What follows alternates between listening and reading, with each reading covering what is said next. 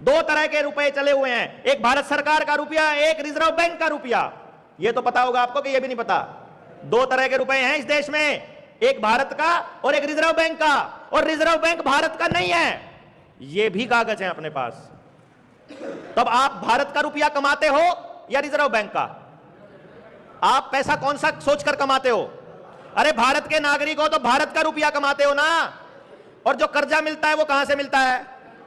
बस, तो reserve bank का पैसा भारत के रुपए से चुकता कर देना है कि मेरे भारत का रुपया तुम्हारे वाले इस रुपए के बराबर है।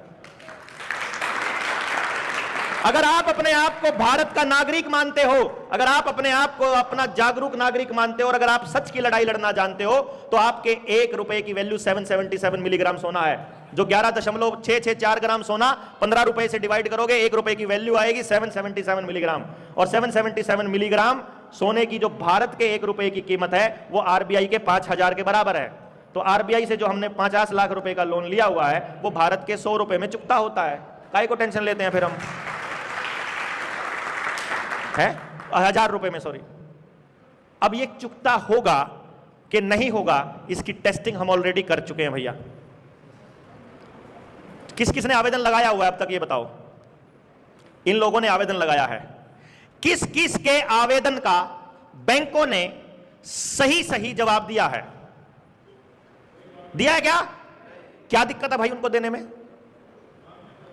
अगर जवाब नहीं दिया है तो दाल में काला नहीं है, पूरी दाल काली है।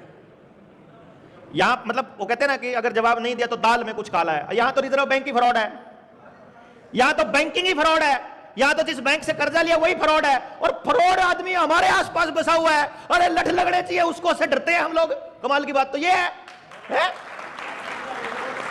अरे फ्रॉड को यहां से भगाना चाहिए हम लोगों को मिलकर के। उल्टा उल्टा हम डरते हैं उनसे कि यार डर कर्जा ले रखा है। अरे कर्जा नहीं ले रखा है, तुम कितनी पूंजी ले गए उसका हिसाब लेंगे।